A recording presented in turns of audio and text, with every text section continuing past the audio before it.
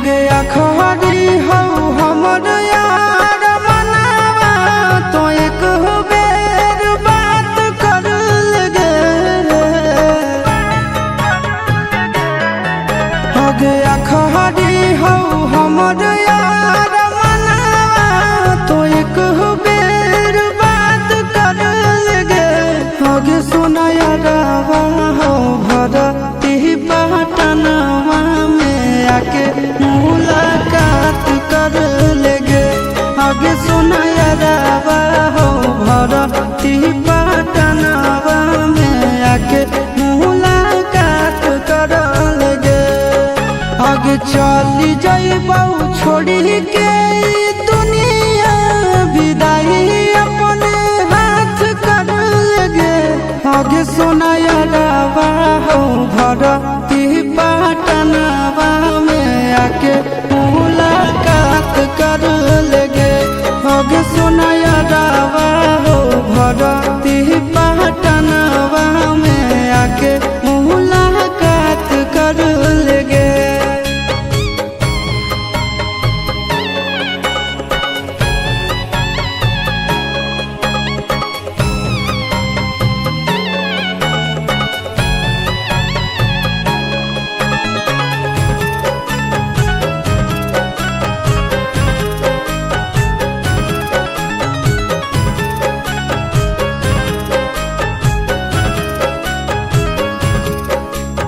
मरे घर पनिया पिलाई दी है जान गे।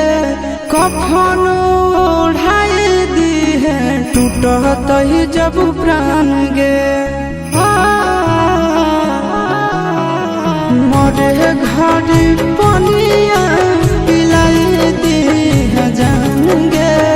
कफन ओढ़ाई दी है टूटत ही जब प्राण गे। आगे हमारा से तोरा जाती प्यार होता भेंट साक्षात कर लगे।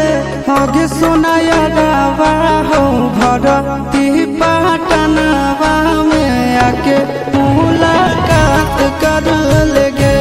आगे सोना यारवा हो भरती पटनवा में आके मुलाकात कर लेगे।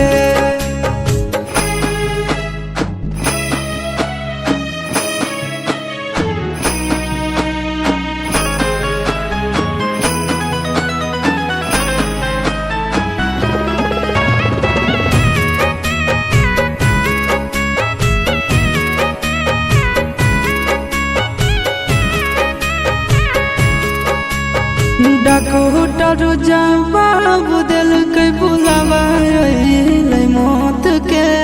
देखी के चेहरा जानू चल जाई है लौट के। डॉक्टर जवाब दिल के बुलावा मौत के। देखी के चेहरा जानू चल जाई है लौट के। आगे अमन आलम गेला आशीष नंदन से औरी विश्वासघात कर लगे।